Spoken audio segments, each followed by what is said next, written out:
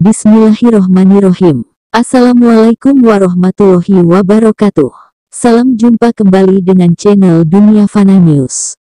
Banyak negara yang ekonominya mengalami dampak negatif akibat dari pandemi COVID-19 termasuk negara jiran Malaysia. Namun Bank Dunia memperkirakan bahwa ekonomi Malaysia diperkirakan akan kembali ke pertumbuhan positif tahun ini bersama dengan ekonomi lain secara global dengan kemajuan berkelanjutan dalam peluncuran vaksin yang akan meningkatkan konsumsi di seluruh dunia seperti dilansir dari DX Markets. Kepala Ekonom Praktik Makroekonomi, Perdagangan dan Investasi Global Richard Rekot mengatakan kelompok tersebut mengharapkan penyebaran vaksin sebagian besar dapat diselesaikan pada tahun 2021 di sebagian besar negara, yang mengarah pada pemulihan dan permintaan yang kuat, serta meningkatkan perdagangan dan harga komoditas. Kami memproyeksikan pertumbuhan global sebesar 4% tahun ini. Sedangkan untuk Malaysia, kami memproyeksikan pertumbuhan ekonomi tahun ini berkisar antara 5,6% dan 6,7%, katanya dalam forum virtual Outlook Ekonomi dan Strategis MESOF, Malaysia 2021 yang bertajuk The Post-COVID-19 New Normal, Where Do We Go dari sini, hari ini. MESOF diselenggarakan oleh KSI Strategic Institute for Asia Pasifik dan diselenggarakan bersama oleh Kamar Dagang dan Industri Internasional Malaysia dan Klub Ekonomi Kuala Lumpur. Catatan mencatat bahwa China adalah salah satu alasan pertumbuhan yang dicatat oleh ekonomi Asia, termasuk Malaysia. Namun, ia memperingatkan risiko penurunan pertumbuhan termasuk lambatnya kemajuan penyebaran vaksin dan penahanan baru yang dapat mengarah pada Perintah Kontrol Pergerakan MCO, menambahkan bahwa konsumsi adalah bagian terbesar dari ekonomi Malaysia. Risiko terhadap prospek pertumbuhan termasuk penundaan yang tak terduga dalam peluncuran vaksin, penahanan yang tidak efektif, peningkatan jumlah rumah tangga yang rentan dan ketidakpastian politik dalam negeri. Dalam waktu dekat, kebijakan harus fokus pada penanggulangan wabah dan perlindungan yang paling rentan dan pada pembangunan kembali penyangga fiskal seiring dengan kondisi ekonomi yang membaik, tambahnya.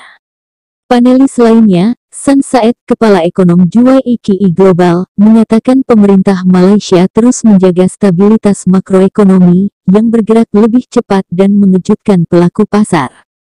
Pemerintah memegang kendali penuh atas perekonomian dan akan terus mendukung itu bila diperlukan.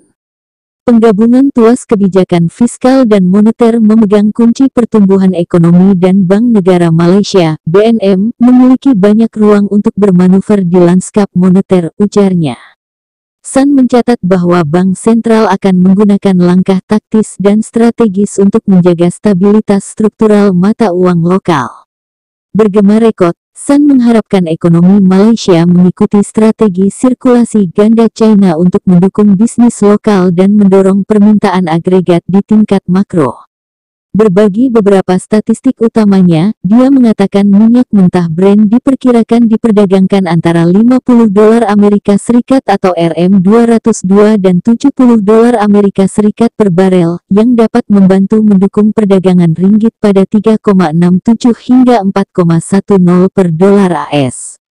Mengenai produk domestik bruto PDB, dia sedikit sederhana, melihat angkanya berkisar antara 3% dan 4%, sementara Bank Sentral diperkirakan akan mempertahankan suku bunga kebijakan semalam pada 1% hingga 1,75% pada tahun 2021. Sementara itu, Kepala Ahli Statistik Departemen Statistik Malaysia, DOSM, Datuk Seri Dr. Muhammad Uzir Mahidin mengatakan Outlook Ekonomi Malaysia 2021 memperkirakan perdagangan eksternal negara itu tumbuh sebesar 3,9%, dengan ekspor barang diperkirakan meningkat 2,7% sebagai akibat dari pemulihan dalam perdagangan dan rantai pasokan global, sementara impor diperkirakan meningkat sebesar 5,3% yang disumbang oleh membaiknya semua jenis impor. Inflasi kemungkinan akan kembali pada 2021 setelah tren deflasi tahun ini karena pandemi COVID-19 menekan permintaan barang dan jasa. Ini berkat peluncuran awal vaksin COVID-19 yang aman dan efektif dan pelepasan permintaan yang terpendam sehubungan dengan kekurangan pasokan yang dapat mengakibatkan kembalinya inflasi, katanya. Mengutip Kementerian Keuangan, Kemenkeu, Muhammad Uzir mengatakan inflasi diproyeksikan pada 2,5% versus minus 1,13% pada tahun 2020, menandakan lonjakan yang lebih kuat dalam belanja konsumen. Demikian info dari channel Dunia Fana News. Terima kasih atas perhatian Anda. Wassalamualaikum warahmatullahi wabarakatuh.